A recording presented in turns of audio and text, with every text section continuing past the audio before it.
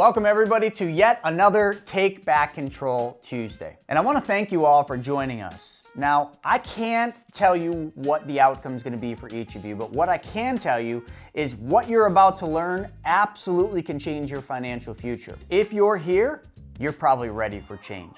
And what you're going to learn and the insights you're going to take out of this will help you get there. So if the prospect of taking back control of your money isn't enough to keep you glued to this screen right here for the next 90 minutes, then I think we really need to reassess our priorities. And tonight we have an extra special guest, Mr. Carson Herein. And you know, there's an interesting story. I met Carson through his dad. His dad's been a dear friend of mine, and his father was the first person I ever heard on stage say this. He said, "The ultimate in real estate is being the bank."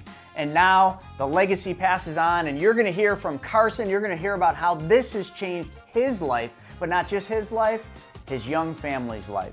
So let me just give you a quick overview of what you're gonna learn. There's essentially three basic things you're gonna learn from tonight. Number one, you're gonna learn how to take back control of your money by being the bank. Number two, you're gonna learn how to build wealth through your own debts and expenses, and it's not gonna require you working harder, working longer, or taking on any additional risks. And number three, you're gonna learn how to get all the money back for every single car you will ever buy, drive, and own.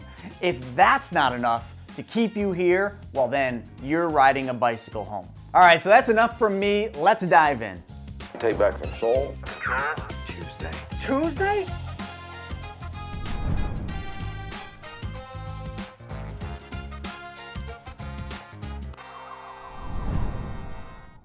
Well, all you guys who are on here for the first, second, third time, we welcome you. We're excited for you to be a part of this community. And those of you who are experienced and been here for a while, you know we love for everybody to attend these webinars and to communicate through the chats, being interactive, sharing their thoughts, their opinions. Everybody, we appreciate you here today, whether you've been here for 100 times or this is your first. And the strategy today we're going to talk about is on my hat here, BYOB, becoming your own bank. I'm sure that's what interested you all to be here today. You maybe saw an ad or a YouTube or something that led you here today to want to learn how you can take control over your financial situation, how you can take control over the banking activities in your life. And that's what we're going to hit for the next 45 minutes. I'm going to try and stay within the 45-minute frame, so the last 15 we can do question and answers. So for everybody to start, by the raise a hand through the chat or on the Zoom, let me know how many of you guys here today are business owners. I always want to start with this question. Anyone have a business or company they run? Anybody have a side business they are a part of or they partake in? Great, a lot of business owners. All of you look like you consider yourselves business owners. I love that. That's how I feel like the most efficient way to build wealth is starting from, is being a business owner. So I'm glad you guys are doing that. Now, I want you guys to shift your perspective, though. I want you to be a little bit creative here. Maybe even close your eyes or draw this out, write it down. How many of you have or owned now a restaurant in the past? Anybody own a restaurant? Restaurant owners? We don't get a ton of you guys, but sometimes there's a couple of you. Well, I want you guys to imagine if you were a restaurant owner, okay? In your town, in the city you're in currently, or maybe somewhere else in the country, what would that restaurant look like? Where would it be? Would it be a nice restaurant or a fast food place? What food or cuisine would you want to serve? Where in the town exactly? Would it be downtown or in the suburbs? What would you have the waiter and waitresses wear? What would the vibe of the restaurant be? If you guys were to imagine this restaurant you guys owned, what would that look like? Now, change it up. What if you guys owned a barbershop or a salon? If you owned one of those businesses, would you guys go and get your hair cut or your hair done at your barbershop or salon or somebody else's down the street? You'd probably go to yours, right? And same with the restaurant. If you were to go out on a late Friday night, Saturday night with your family, your close friends, and you wanted to take them to dinner somewhere, would you take them to somebody else's restaurant or yours? Right? This beautiful restaurant you just imagined, you would take them there every single time. Same if it was a restaurant, a barbershop, a salon. You guys ever go to a gym and see the gym owner not working out there? They're always at their gym. They're not somebody else's place working out. And last question for you guys. What if you owned a bank? If you owned a bank, Would you guys make deposits and lend from and to your bank or somebody else's? Right? You go to yours all day long. And if you were to take a loan from your bank, would you pay your loan back with principal and interest? Of course you would. And you wouldn't steal from your bank.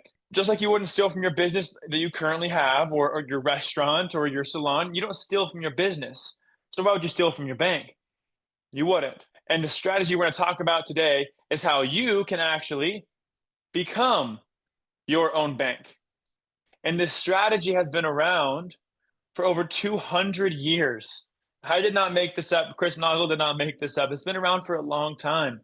And it's actually been used by the wealthiest families in history to eliminate their debt, to minimize their taxation, and to build wealth not just for themselves, but for the generations below them, their posterity. Now, when I was first learning about this strategy, I thought to myself, well, who's done this in the past? And these are some people that I'm going to share with you. You probably all know or have heard of before. First being Mr. Rothschild. The Rothschild family, that ring a bell to anybody? What about the Rockefellers?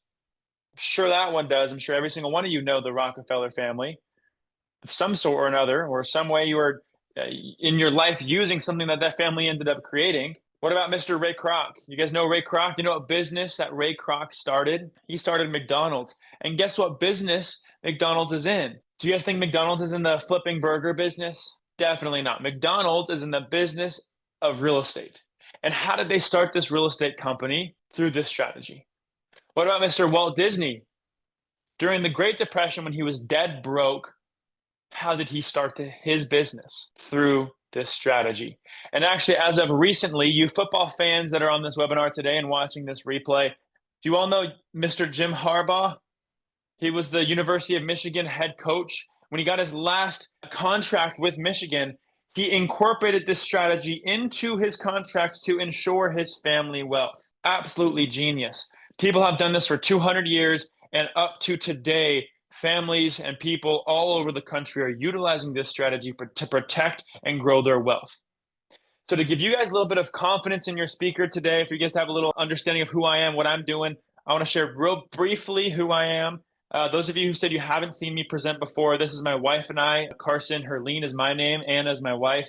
We live in Southern California. We love life. We travel a lot. We own real estate, and we've been doing this together. And over the past 3 years, I've actually personally met with over 3,000 families across the country, teaching them this strategy one-on-one. And that's brought me extreme fulfillment and success thus far. And I want to share that with you guys today. And my story is actually probably pretty simple. I bet a lot of you actually can relate to it. When I was young, I made a lot of mistakes, as all young people do. But I did one thing right, actually. When I was 18, I went and served a church mission. I lived abroad for a year. Wonderful experience. But when I came home, I was in school. I was learning about all these different things, and I had all these outside influences pushing me different directions. In one hand, in this one world I was a part of, I was learning about the regular schooling traditional path. I was going through economic classes, English classes. I was going to go and be in the finance program, be a part of corporate America, and that route was going to be set, ready for me to go. And I saw on the other side, though, I saw real estate investors that I was around. I saw business owners. I saw entrepreneurs, and the freedom and the control that they had in their life was just different than over here. And I had to decide. I came to a point in my schooling where I had to decide which direction do I want to go. And these two worlds are pulling me apart. And I finally came to a point of decision to actually drop out of school and pursue an education in investing and learning how to make money work for me as these entrepreneurs were doing. And that decision changed the course of my life. But above all, what I want to talk about today is family. That's important to me, probably important to a lot of you as well. And when it comes to family, it all comes down to you, what you can do for your family, your goals, your aspirations, and what you want to accomplish. And so that's going to be at the forefront of today's presentation, is what you're looking to do and accomplish. And so when I was studying money and learning about all these different things, I had a question that kind of kept popping up, an idea that I kept coming to. And it led me to this question I'm going to share with you right now. It's an important question. And when I present this question to you guys, I want you to genuinely stop, think, and ponder it. Because it might not be something you guys have thought of before or even realized before. And so the question is, could it be possible that there are more efficient environments to store wealth outside of commercial banks that you are not aware of? Now, genuinely think about that for 2 minutes. Let me know in your thoughts in the chat. Have you ever thought of this before? More efficient environments. What does that even mean? Outside of commercial banks. What does that mean, right? So what I'm going to talk about today is the efficient environments you can actually store your money and store your wealth that it's outside of the traditional banking world, outside of the banking organizations we're already taught to store our money. And so when I share this with you guys today, I ask that you keep an open mind, because this is going to be something that's going to hopefully alter the way you think about money. And as well, when I was learning about money, this concept of banking kept coming up. And I tried to study it, kind of got into it, but I ended up coming to this conclusion of what is banking. And I understood banking to be the business of protecting money, okay? That's what banking is in the noun format. It's just the business of protecting money, which is interesting. That, again, we do that with other banking organizations, not somebody that has our best interest at heart. But that's fine, right? We'll keep thinking about this. What is banking? Well, what is the act of banking then? If that's the business of it is, well, if the noun of it is the business of protecting money, then what's the actual act of banking? What does that look like? And banking in the verb form is protecting money, actively depositing money, and then lending money. It's just those three things you're doing with money that makes it banking. So these three things we do with money, we're doing with other people. And there's a way that you can be in control of those banking activities. And that's what I want to talk about today. If you can be the one controlling the protection of it, the depositing of it, and the lending of it, then you are the bank. You don't need to work with other banks outside of your personal system. And so when I talk about your bank you will be setting up, I want to show you right now exactly what that is. So what is your bank? And when I share this bank with you, the attributes that it has, I want to share with you also the traditional system. So you can kind of see side by side your options, what you're already doing and what you can do. First off, what is a traditional bank? Think of a savings account or a high yield savings account. What is it? It's just a liquid account, right? That's all it is. That's the only real trait that a savings account has. But liquidity is important. If you put money somewhere that sits for 40 years and you can't touch it, that's not liquid. That's not going to help you build wealth. And so your bank needs to be liquid for you to be accessing it, lending it, depositing it, right? You need liquidity. So that's important. So let's make sure, check that off the checklist that your bank is liquid. Next, what if your bank was earning interest? What if it was earning 2, 3, 4, 5, 6%, and that was guaranteed, uninterrupted, and compounding? These are big but significant words when it comes to growth. Guaranteed, you don't get that really anywhere in the financial world. Compounding, we all know compound interest is important. And uninterrupted, meaning it's never going to be touched, it's never going to stop earning. Very important attributes of that growth. The actual average savings account in America today is 0.07%. And guess what? It's taxed. You get that tiny little 1099 from your bank every year during this time of the year. I'm sure you guys all got it recently. What if your bank was tax-free? That'd be nice, right? What if it was also protected against lawsuits, judgments, liens? That's a pretty safe place for money to be. Safe from the market crashing as well. That's cool. Traditional banks are not protected. And what about stability? What if your bank was completely stable during any economic uncertainty? You know how many banks go bankrupt every single year? Or a matter of fact, in 2009, over 300 banks went bankrupt. What if your bank never did, even in uncertain times? Now, looking at these attributes right here on this screen, look at these up and down. How cool would it be if the place you chose to store your money had these attributes, these benefits? There's nowhere that has that. You might even be thinking, Carson, what does that? What bank allows you to have all these things? And now think about it too. You guys all have busy lives. I have a busy life. We all have family. We have responsibilities outside of work. We have responsibilities in work. It's always crazy. So actually, the opportunity that this would give you to have guaranteed growth, tax-free, protected, it's still liquid if I need it. Well, that provides a foundation, something you could count on, something you know will be there forever and you can control. And so if this was the foundation of all your financing activities, that's a way for you to start then scaling this and building wealth. So when it comes to the bank we are setting up, I refer to it as a vehicle. It's a vehicle because it's a place your money runs through. Okay, it's not a place you set your money once and let it be. You're running your money through this vehicle for all your financing needs throughout your life. Remember, you're depositing and you're lending. It's all going to happen through this bank. So when I share this bank with you, I want you to have an open mind again around what it is so you can really dive deep into it and understand it. And by the end of this presentation, I can guarantee you will understand what this is and how it works.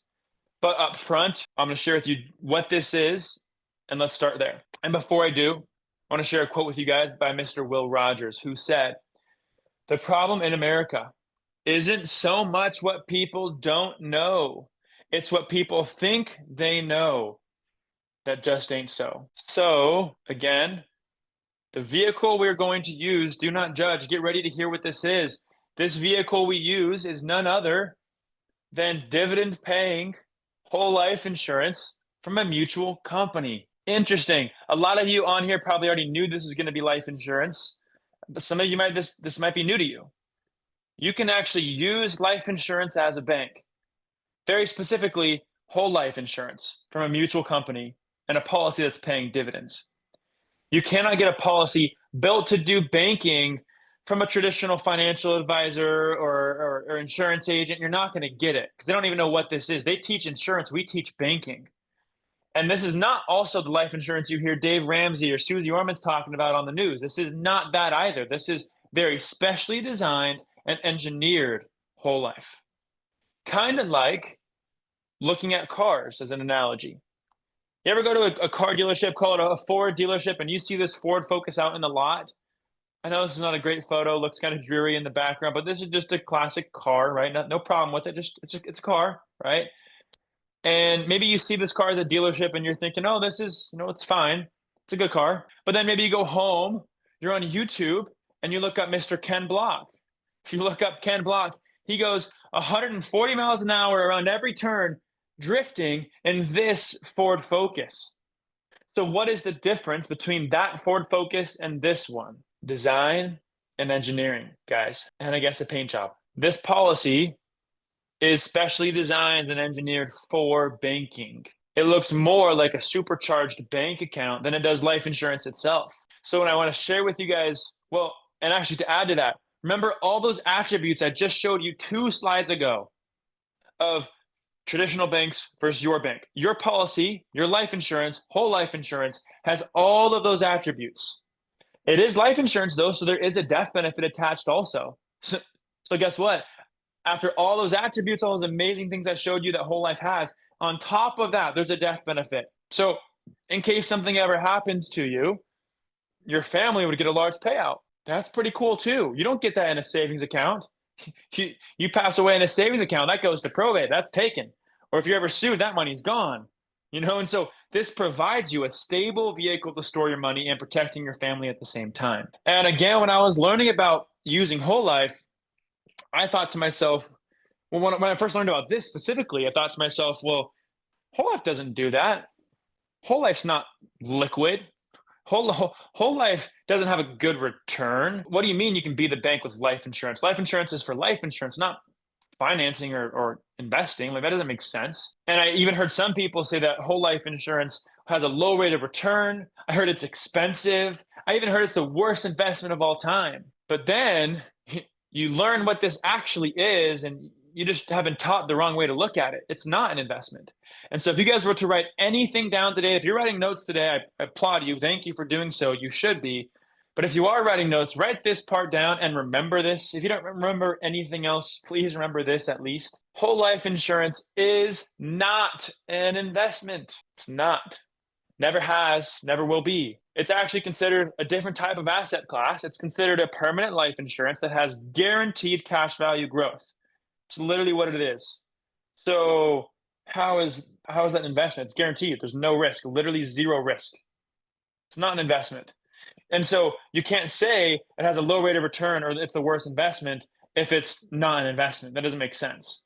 So when you guys go home or you're at work later today and you talk to your spouse, your business partner, your friend, and you're going to say, hey, I learned about this whole life insurance to be my bank thing, and I think the strategy is really cool. I want to try it. You know what they're going to tell you? This happened to me too. They're going to say, whole life insurance doesn't work that way. It has a low rate of return, or it's expensive, or whatever they're going to say, right? Well, guess what? You now know that person has no idea what they're talking about because they can't even correctly identify what type of asset that it is, right? So listen to people who know what they're talking about. And again, you cannot get a policy built for banking like I'm going to show you from a regular financial advisor or insurance agent. They'll tell you the same thing. And we prove those people wrong every single day by teaching them how they actually can do this. And so when I was, again, learning about this, I learned about this book, which, by the way, every single one of you on this webinar today should go buy this book today. It's by Nelson Nash. It's called Becoming Your Own Banker. It's a short read. It's 70 pages. It's pretty simple. But this is the foundational book to understanding this strategy. And he talks about in his book the problem that Americans have. He says the problem is we finance everything. Why is that a problem, you might think? Well, you finance everything. How is that a problem? Well, the problem is you either get a loan from the bank to buy something, a car, a house, whatever you get loans for nowadays, lines of credit on your home, renovations, whatever, credit cards. Well, on all those types of loans, you're now paying a lender interest on your money. So there's an interest cost.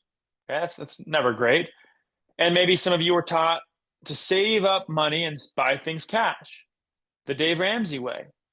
Well, maybe you saved up 30, 40 grand and you bought a car cash and you're stoked. There's no interest you owe them. You're hyped. Well, guess what? There's still an interest cost. Guess where you're restoring that $40,000 for that last couple of years you were building it up to go buy the car? With somebody else. They were earning interest on it. And then when you spent the money to go buy the car cash, now what? You lost it all. It's gone. Poof. You no longer can earn interest on that money the rest of your life. Look, you either borrow money and pay interest, or you use your own money and give up the interest that you could have earned. That's also called an interest cost. That's an opportunity cost. That interest you could have earned on the rest of your life on that money is what you're losing by just spending the money.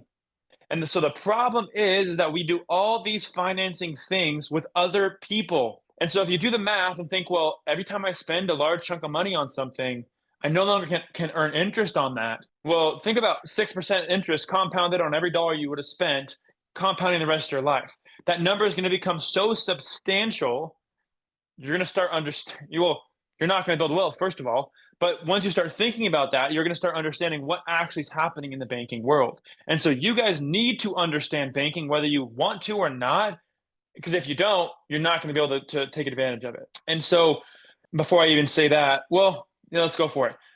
BOLI, you guys ever heard this before? Bank-owned life insurance. This is a crazy thing to me. Guess who the number one purchasers of these specially designed whole life policies are? It's banks. These 4 banks alone own over $60 billion in whole life. Okay, guys, you need to ask yourself, are banks stupid, or do they know something we just don't know? They're not stupid. They're geniuses. Well, of course they know what they're doing. So why are they buying whole life? And guess what? They're not just buying whole life or bought whole life. They're buying whole life. Every single year, they buy more and more. Not indexed universal life insurance, not universal life insurance, not variable life insurance, not term insurance, whole life. So why are they doing it? Why are we doing it? Because of the attributes that I showed you in the beginning that life insurance has, specifically whole life insurance. They have more whole life insurance, banks do, than they have in land and buildings combined. That's crazy, right? Think about if you go to any downtown city or market anywhere in the country, who always owns the nicest, biggest downtown, best lot in the city? The biggest, nicest building? Always the banks. We're paying for that. They're building wealth by the real estate they own. But guess what? They have more life insurance than that real estate.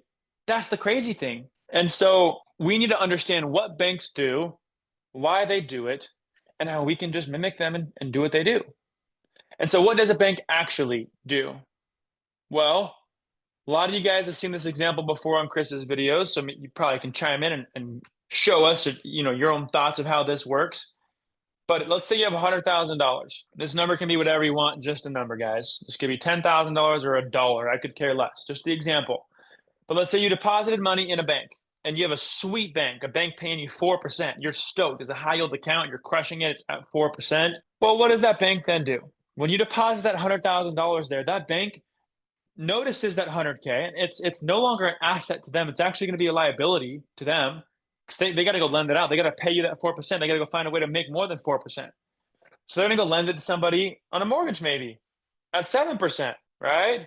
And then when the guy who's buying the house gets the loan, closes on the house, pays the seller, what's the seller going to do with their proceeds? Put it back. What about then? Well, then the bank's going to lend it to somebody else probably, right? Maybe they'll lend it to Joe Schmo down the street who's going to buy a car at 8% loan. Well, then what? They're going to pay the car dealership who's going to put the money back, right?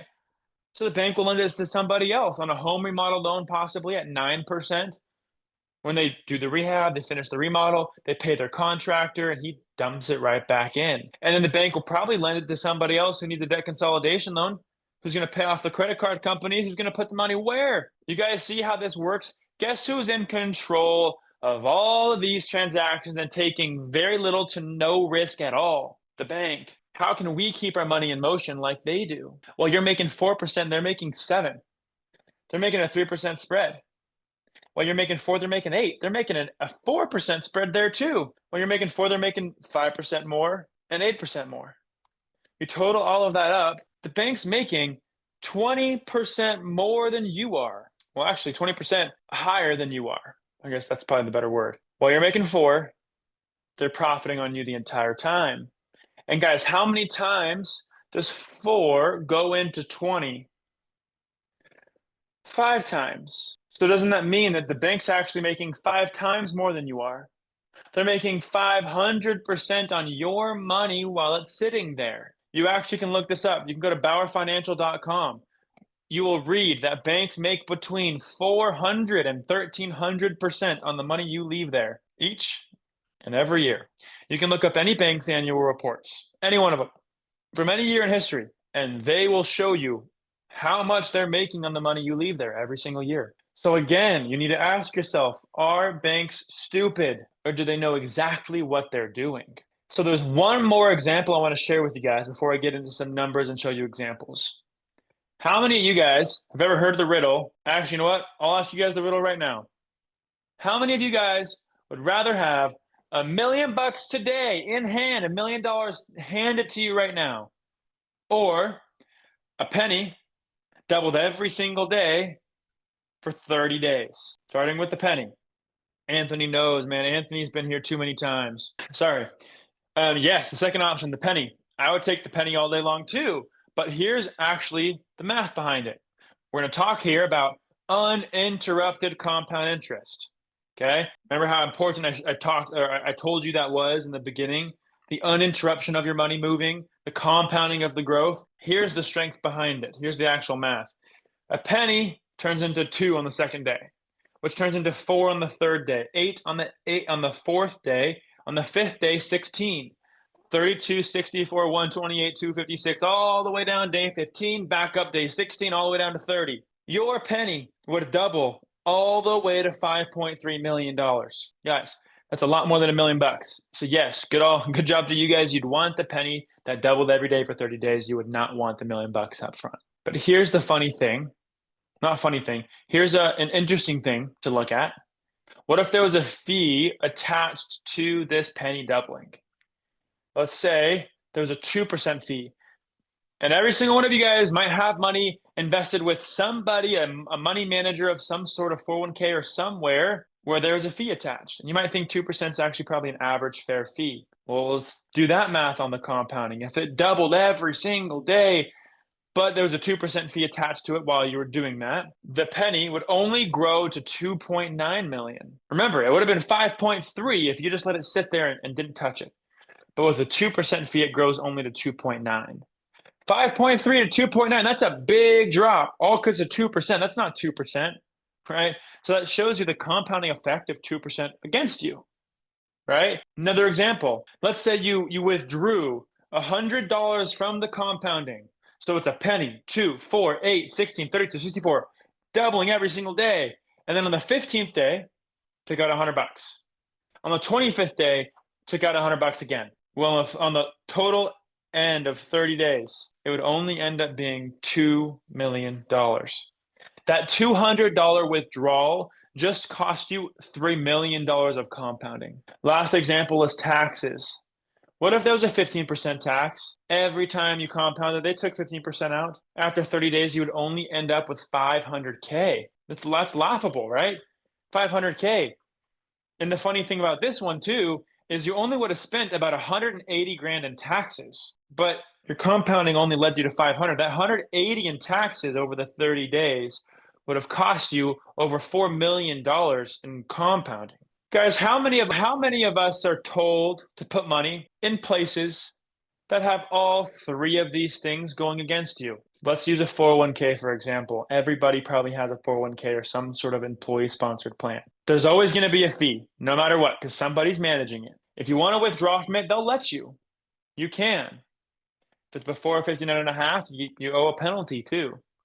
And the tax is always there. Whether you pay it now or in the future, it's always there. So we ask ourselves, why aren't Americans wealthy? Well, this is why. These environments we've been told to put money are so incredibly inefficient. It makes it hard for us to want to store money in these places. So actually, I'll take a step back. Sorry, my head's going to two different places at the same time. Imagine if on this day, the day 15 and the day 25, instead of withdrawing $100 from the account, they actually took a loan against this for $100 on the 15th day and the 25th day. If he takes a loan, that means his money still would compound. He would still end up getting to the 5.3 at the end of the 30 days. So why wouldn't you have just taken a loan against it and not withdraw it? But then everybody says, that's bad. Don't get loans. That's horrible. Well, in this scenario, you take a loan for $200, that would have saved you $3 million of compounding. So yeah, I'll take the loan all day long. I'll pay the loan back in 30 days, right? So what account, what vehicle, what environment can you store money that doesn't have a 2% fee because someone's managing it, that doesn't allow you to withdraw from it, and doesn't have taxes? You guys all on here today probably already know, but guess what? It's a whole life insurance policy that is specially designed, that has the uninterruption and the compounding always. If you ever want to take money out of your whole life policy, you will never withdraw it. Maybe you would during your late retirement years, but that's a different conversation. You will always take loans against it. That way, your money still sits there and compounds. And Jeanette, I saw your question earlier. Does Dave Ramsey know about this? Yeah, he does. But how hard do you think it would be to sell somebody like that the idea of taking loans to finance things? They don't like loans. Loans are bad in their world. But in this scenario I just showed you, that makes sense. So imagine if you took loans against an account that was always compounding forever, every single day, guaranteed your whole life. Now, all your financing transactions are not stopping you from compounding your wealth. And yes, if we're taking money out of this as a loan, we got to pay it back. We're not going to not pay it back. Remember in the very beginning, I told you guys, or I asked you guys, if you were to take a loan from your bank, would you pay it back with principal and interest? Everybody on here said, yes, you would. So yeah, you're going to pay your policy back. No problem. We're going to make sure we built a strong foundation and system to do this. But just the idea of using a loan against an asset that's appreciating makes sense all day long. And so thus far, I've talked to you guys about the power of life insurance. You all understand that. You now understand the credibility behind it as well. You also understand how banks work and what they do, how they operate. Now, you know why you'd want to become the bank, because of what they do, right? And now you understand uninterrupted compound interest. So let's go put this into action and show you real life examples of how you can be the bank. Your real estate business lives and dies by the network and the connections that you make. I mean, after all, your network, well, it's your net worth. That's what you always heard, right? If that's an area where you desire improvement, well, Private Money Club, it's for you. PMC saves you precious time and money by bringing the real estate world, well, right to you. right in the palm of your hand. So get in on the action like so many others have by going to privatemoneyclub.com and sign up. And I always love to share first an example of buying a car. Now, everybody on here, we got about 100 people on here today. And as well, yeah, good point, Lynette. They might not be disciplined. I'm looking at the chat right now. The next 20 minutes, I'm going to give you guys numbers and examples and scenarios, and then we're going to get into some question and answers. If you guys are starting to get questions or things you want to talk about, start writing those things down. When we get to the numbers, you'll probably have more questions that pop up because the numbers can be confusing. But you guys are awesome, and you're going to get it today probably pretty quick. I want to try and make it as simple as possible. And then if you guys do have to hop off at any point, know you can get this recording. Mia will throw my email in the chat. If you want this recording sent to you, just email me or shoot me a text, and we can figure out a way to send you this recording if you guys have to head out as well. Or always go to Chris Naugle's YouTube, and you can find plenty of these presentations on there. Let's dive into the numbers. Here you go.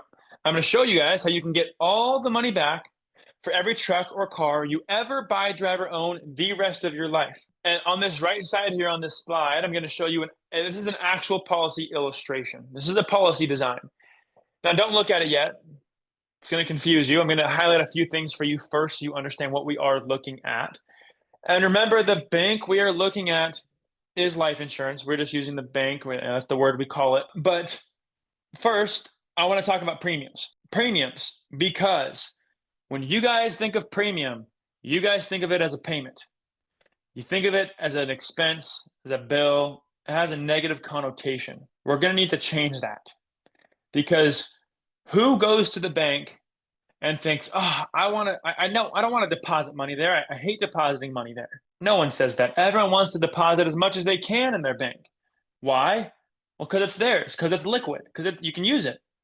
Well, if your policy is the exact same way, then why is it bad? Why is it a bill? Why is the premium a bad thing? It's a deposit.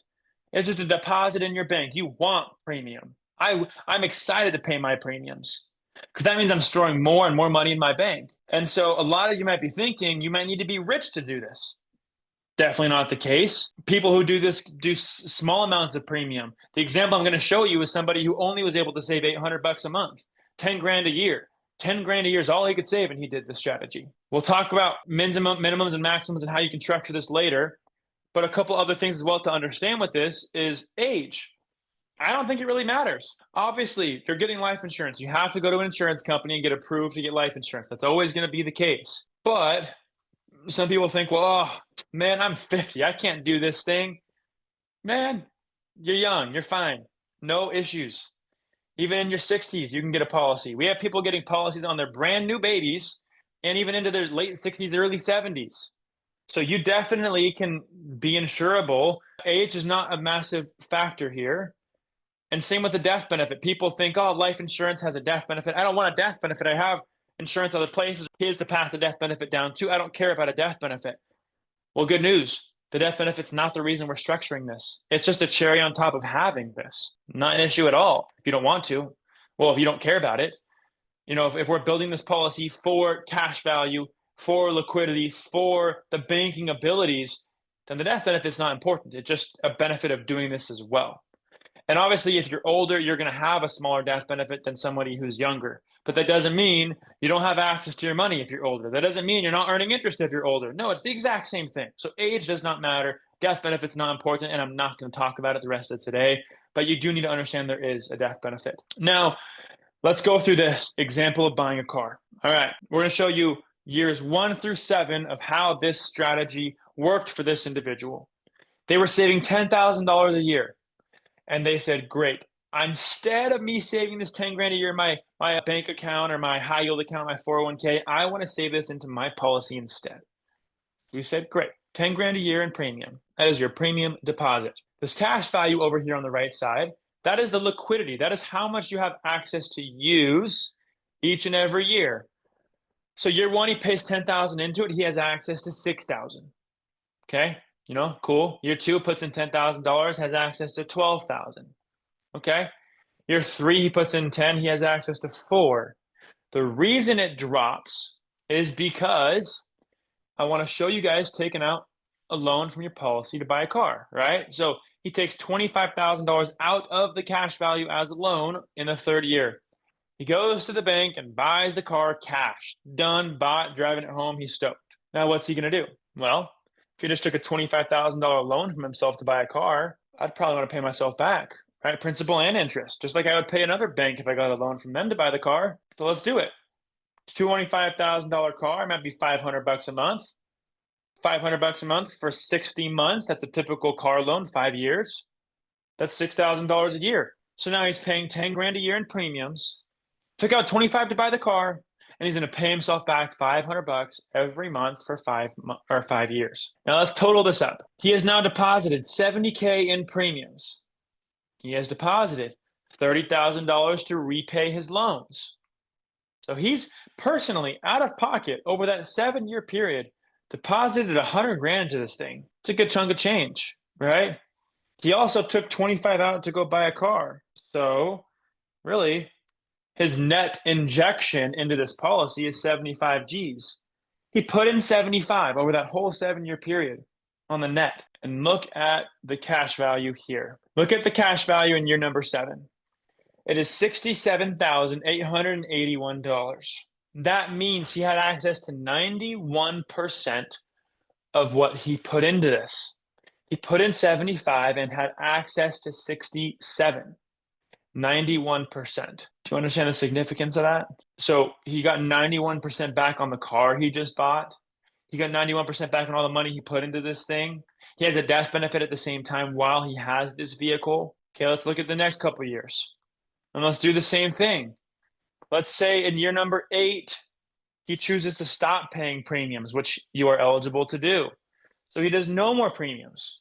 But he needs to buy another car now. He needs a car for his 16-year-old daughter who's ready to drive.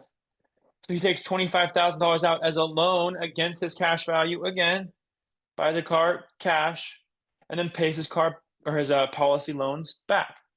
$500 a month for 60 months, just like any car note. So we total that up. He's paid 0 in premiums, $30K to repay his loans.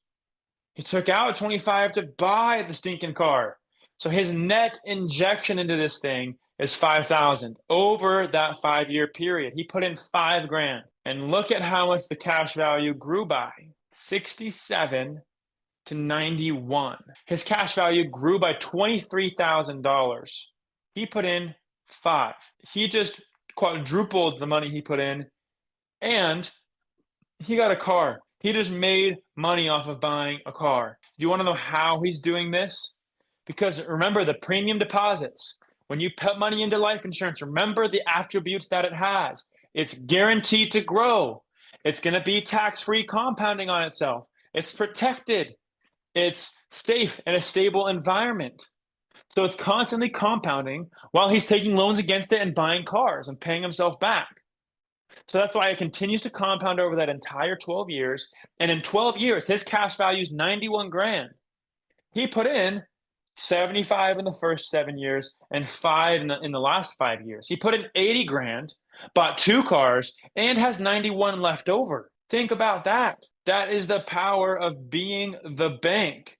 You control the financing now. You're the one earning interest. You're the one paying yourself interest. There's 3 rules we live by when we are doing this. Rule number 1 is pay yourself first. He could have chose to put that 10 grand anywhere. He chose to pay his policy first and put it somewhere he controlled first. This was his foundation. His second rule was he's going to pay himself back with interest. He did. If he was to only pay back 25 grand, that would have been just paying back the principal. But he paid himself back extra, so there was interest as well. And then he recycled and recaptured the interest he would have otherwise paid. He recaptured that interest back into his own system because he paid it back to himself. So, guys, if this works for a car, what else does this work for? Everything. Anything. How many of you guys wish you learned this? I wish we were in person. I was speaking to you guys. Raise my hand, but how many of you guys wish you learned this when you were my age, right? How many of you guys wish you learned this when you were last buying a car? How many of you wish, or how many of you are going to buy your next car this way? How many of you are going to buy your next rental property this way? Or pay off your next debt this way, right? This is a more efficient vehicle to do financing with. Just store your money in this policy, take loans against it so your money still sits there and compounds. Go and buy the thing and pay yourself back. Now you still have the principal and you have the vehicle and you have a death benefit while you do it. Why isn't everybody doing this, right? This is what we want to teach, for you guys to go out and then do this, teach your friends, your family, and build your own family banking system. Because think about that. Once that death benefit's paid out when you pass away, your kids get a lump sum of money. If you taught them the right ways to use it, it's going into more policies, which means their death benefits just quadrupled and their kids are wealthier. That's why you still know the Rockefeller name. They passed wealth down more and more every single generation through this strategy. This is not a conversation today about how you can get rich today or tomorrow. This is a long-term family wealth building concept. Back to the beginning of this all being about you and your family, your goals, and your ventures. So I'm going to share two more examples with you guys and we'll finish up. Let's say you had a loan or a debt, not an actual car you were going to purchase, but an actual debt you were paying on. And I'll use the example of having a line of credit at 9% for $23,000. This diagram should show you guys how the money flows through your bank, your policy. So you deposit money into your policy. Let's say you put in 25, 30 grand, dumped it into your policy. Then you take a loan against your policy, take 23 grand out and go pay back 23 grand goes to your bank account. You have it here now and you go pay off the line of credit. Now line of credit's gone. 9% note, no longer paying. Well, if you take a loan from your policy, what should you do? Right, I'm being this in your head, but you're going to pay it back. So if you were to pay your policy back $289 a month, because that's what you were paying the line of credit anyway, and that's including the 9% you were paying the bank on that loan, great, let's just recycle it. You no longer have to make that payment because the debt's gone. So let's use that $300 a month and recycle it. Go run it back to yourself, pay yourself back. Keep making that payment so you can recycle it. Don't just stop at all and don't not pay yourself back, but just recycle it and bring it back up to your policy so it refills your policy back up. Now you have your line of credit paid off. You're paying yourself $289 a month, and you have the original money you put into the policy compounding interest while you do this. Now you're making money 2 times. You're the bank. You're in control. Another example, what if instead of a debt, it was an investment? Let's say you lend somebody $100 grand and they're paying you 12% interest on your money. You're making a solid return every single month. What would you do with that monthly return? Refill the policy. Then when that gets big enough to go do another deal, lend it out to somebody else. Go buy another rental. Go do X, Y, and Z investments. So this is not just for those who have debt or just need to buy a car or just want to lend money out. This is for anyone who does anything with money. That's the cool part. You buy stuff, you invest in stuff, you save money. Great. Do all those things through your policy all day long. That's what we're doing. So guys, only 1 or 2 things are going to happen to us throughout our life. Number 1, we're all going to live. Number 2, we're all going to die. It's going to happen to everybody. As morbid as it sounds. We're all going to pass away, right? Well, while we're alive, are we better off with this than without? You guys in the chat, you tell me. Heck yeah, you are. And why? Well, you can make money off buying cars. You can make interest 2 times by paying off debts. You can make money twice in investing in real estate or using your policy to finance investments. So yeah, you're better off with it than without. And because we're all going to die, if you store your money in a traditional bank, your family gets nothing, nada. But if it's in a policy, there is a death benefit. So again, that gets chunked back to the family, building their family systems further. They're way better off with this than without when you're gone. So you're not just setting yourself up, but you're setting up your family. And guys, habits are hard to break. Every single one of you guys are probably going to listen to this, love it, be excited about it, and then tomorrow morning wake up and forget about it. Or think you're not ready to do this, or think, I can't add something else onto my plate. As a friend to you guys, hopefully I will become that friend, mentor, guidance coach for you guys. I want to make sure you guys are not making those mistakes. You're going to get back in the same old habits and you're going to continue on that path you've been on up to today. But it's time for change. There's a need for you guys to be setting up your own banking systems. If you want to have control over your money, you need to set up a policy. Absolutely need it. It's the only way to build a strong foundation. And again, you cannot get policies like this from just random regular insurance agents or a random financial advisor. They got no clue what this is. You can go and ask them. They won't know what it is or how to structure it right. They'll probably try, but they won't do it. You need to work with a banking professional like myself, like our team. And lastly, We do not charge anything for helping you guys set this up. Nothing. Because we are paid from the insurance companies for the business that we bring them. So we don't charge you to do this. We're already getting paid. So for that reason, we don't charge anything. You're not sending any money out of pocket. You are literally just setting up your own policy, getting all these attributes, all those examples, all those ways to use it as I just showed you, and then you're going to go off and do it. And we'll even stay with you guys and be an ongoing support to make sure you're doing it right. So I shared this with you. There were 3 things I told you guys we were going to learn today. We're going to learn about how banks profit by leveraging your money.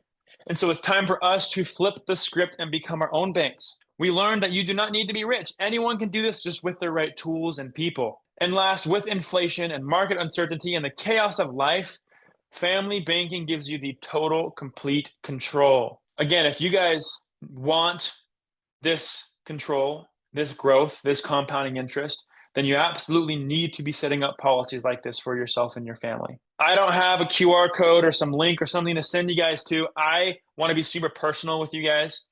You guys have listened to me talk for an hour, share my story, share my thoughts.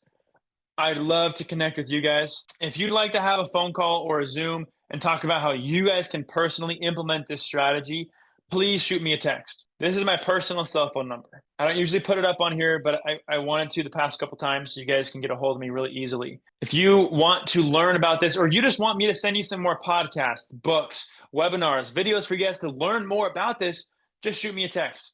Send me your name, where you're from, and just let me know you were on this webinar so I know that's, you guys were coming from here. And then we'll find some time to connect. I'll help you guys with whatever questions you have, figure out how you can implement this strategy for yourself, your partners, your family members. So that being said, that's it, guys. That's all I got for you. I hope this was super impactful. Now we have a few minutes here to go through question and answers. We got probably 10, 15 minutes. So stay on here. Let me know your thoughts. I'm sure these questions people are going to ask are questions you have right now as well. So I wouldn't head out quite yet. These questions will probably be questions you guys wanted to know as well. So I appreciate you guys staying on here this whole time and learning this amazing strategy that I implement myself. We are now going to start going through questions. So I'm trying to look through the chat to see what we got. Abby said, who do you work with? Can we connect? I'm in South Florida. Yes, Abby, you have my number now. You see this. I'm sure that was a premature message. Please just shoot me a text. We can set up time to talk. You guys all interacted fantastically today. Tons of good comments, interaction. Thank you guys. I hope that made your guys' experience better. A question, what is the interest rate in this scenario? What is the historic average? No matter what, it's the best vehicle out there. I agree, Veronica. And I love actually the last line you just said. No matter what, it's the best vehicle out there. No matter the interest rate you earn. I 100% agree. When people come to me and say, what's the interest rate on these policies? Oh, I can get a better return elsewhere. I'm like, well, duh, yeah, you can. This is not an investment. Of course, you're going to get a better return in an actual investment. This is not an investment. So, of course, you're not going to have a great return here. So if you're coming to us saying, I want to do this because of the return, you forgot everything in the whole presentation. This has nothing to do with returns. This has everything to do with control and banking. And so I love what you said. I just wanted to add to it. But interest rate. So when you are earning inside of a policy, you earn interest that's guaranteed and a dividend on top of that. We work with insurance companies that have been around for over 150 years, most of them, and every single one of them at least over 100. They have paid dividends every single year they've been in business. They are strong financial institutions. And historically, most dividends end up being around 7 to 8%. That's the average amongst the 150-year history. Over the past, I'd say 5 years, most dividends have been around 6%, even 5% at times. So somewhere in that range as of today, and it's tax-free. So honestly, if you compare a 6% return tax-free, that's like an 8-9% return in the stock market. So, if this was guaranteed and always going to happen, this is honestly a better return sometimes. More questions. How do you determine the interest rate? Oh, I assume you're talking about repaying your loans. I know you can't just deposit money like it says here. Determine the interest rate of how you repay your policy loan. Melissa, can you clarify? I was just referring to your question if you weren't listening. Let me know what you're referring to with interest rate. Shane, always on here, providing great feedback. It's Pamela, yes. If you want to become your own bank, you should be setting up a policy built for banking. And yes, we can help you do so. As I just sent up here on my phone number, that's a great place for you to reach out to me. Do you fix or transfer? Actually, let me add one more thing too. I'm on Chris Naugle's team. I'm sure you see this is Chris Naugle's Zoom. This is Chris Naugle's, BYOB. This is our brand, Becoming Your Own Bank. So yes, we're on Chris Naugle's team. We have an entire office of people that would help you apply for insurance policies, go through underwriting, get them approved. After the policy is set up, help you implement them. Myself and our team will help you do everything. So the first step would be shooting me a text, setting up time to meet with me, and let's figure out what you're looking to accomplish or get you more resources to help you learn further. Sunshine, beautiful name, by the way, said, do you fix or transfer existing policies? Yes, that would be called what's called a 1035 exchange. You would be exchanging your current cash value into a new policy. So yes, definitely possible if it's an IUL, old whole life, VUL, something like that. Bring that to me when we meet, and I can share with you what options you have. Raquel, can Canadians do this? Yes, they can.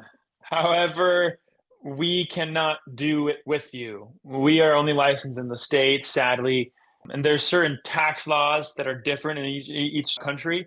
And there's different companies, insurance carriers that actually work in both countries. So if I were you, Raquel, I would look up Ascendant Financial.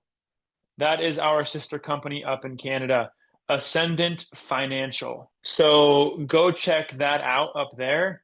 They can teach you this. They do the exact same strategy we do. They learned this from the same people we did as well. Nelson Nash, as that book I referred to earlier, that's where everyone kind of starts the strategy off with. Great. Can managing members of an LLC or S Corp purchase this policy through an entity? 100%. Yeah. You could have an entity own a policy for sure. And there's no problem with you doing that. The business can fund it. The policy would be structured the exact same way as what we're talking about today. So yeah, that's great. All right, we got a good question here. Somebody said, it was a personal message to me, become your own bank using whole life insurance. Or should I get an indexed universal life policy, an IUL, using the MPI strategy? If none of that makes sense to some of you on here, just disregard this. Doesn't matter. This is pretty deep into the insurance world. But I do want to answer this question. Indexed universal life policies are an investment. It is a product that is renewable term insurance. So every single year, your cost of insurance increases your entire life. That's what an IUL is. Cost is never the same. It's always growing. And everything you have access to is invested in the stock market. Goes up and down every year, right?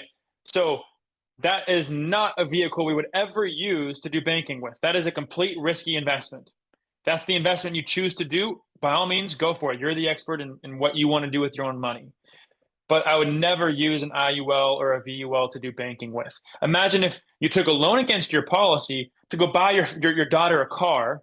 You're now paying your loan back with interest, and your IUL loses value, and the cost of term increased. You're screwed, brother. You're losing money 3 places that way. That's not a safe vehicle or a foundation to finance from. I would never use a universal or indexed policy to do banking with. And the MPI strategy, premium financing and all that, I personally think it's the largest scam in the financial world right now. And every single person who sells that will be sued or lose their license in the near future, in my personal opinion. I don't think it's honest. A couple more questions, then we're going to finish up here. Abby, you had the same question between what is this and IUL. Just answered that. How about if you're involved in debt consolidation? Great. Whatever your debt is, whether it's one consolidation loan, it's a HELOC, it's a bunch of credit cards, credit card, car note, mortgage, whatever it is, you can pay off your debt through a policy either way. After one dies, besides the death benefit, does account accumulation accrued pass the beneficiary? All the growth actually ends up building the death benefits too. So the death benefit will always grow every single year of your life also.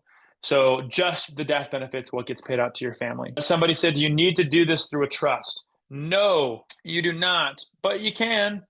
If you have a trust, then go for it by all means. So I think it's totally fine. If you have a trust and you want to incorporate it, you totally can, but I don't need to. See anything else? Let's see, can you take a policy on your young adult for better coverage? So you're saying, hey, I'm 60 years old. I maybe have a son or daughter or grandchild who's in their 20s, 30s, 40s. And should I do the policy on them because they're younger versus me? You know, if you are actually not insurable, then I'd probably say yes.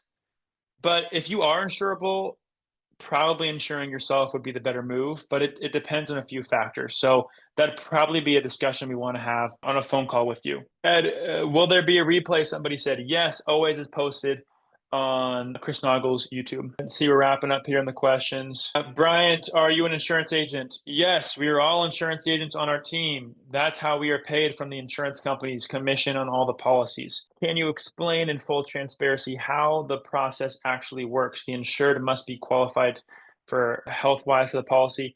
Yes, and I saw Mia responded to you too, so awesome. And Anthony, you're always responding to these questions too, so thank you. But yes, in terms of commission, so an agent can only get paid commission on whole life insurance. But if we're building the policy where all of your premium basically goes to the cash value, then no one can get paid in commissions on that. So by us building a policy for you to have more cash value and be able to use it, we are paid less commission. That's another reason a regular insurance agent would never sell you this, because they're not going to give you a policy with less commission if they can sell you one with more commission. Right? So if you want more details, I guess we can talk about it on a phone call. Last question here, I got to wrap up. By the way, a lot of you are texting me right now, so I'm just getting distracted. I'm seeing all these things pop up on my phone. I'm just looking through them.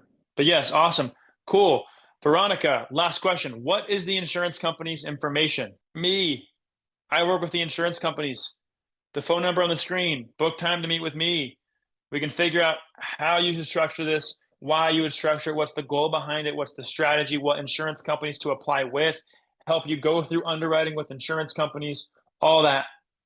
We're here to help you do everything. So schedule time to meet with me and we can talk about what you're looking to do and help you don't go down that process. So wrapping up here, all you guys stayed to the very end pretty much, which is fantastic. Thank you guys. I'm excited to see you guys next Tuesday here as well. If you want to set up time to meet, please let me know. And you have my phone number in there, and I might as well throw my email in here too. Those of you who want the replay or something, shoot me an email. It's Carson@chrisnaugle.com. Just threw it in here again as well. So if you'd like to email me and you want more resources, do that too. What's up, Dexter? See you in there. See you, brother. Have a good rest of your week, guys. All right, so I hope you guys enjoyed that episode. We're putting up tons of them, but I think if you like this one, you'll probably like that video as well. Not only that, I've got a book that I created, Mapping Out the Millionaire Mystery, where we actually show you what the wealthy do in the game they play with money. I want you to have that for free. And if you want to know about all my new videos coming up, click that alert button. Actually, smash that alert button, and you'll be notified every time we put a new video. So we'll see you on the next episode.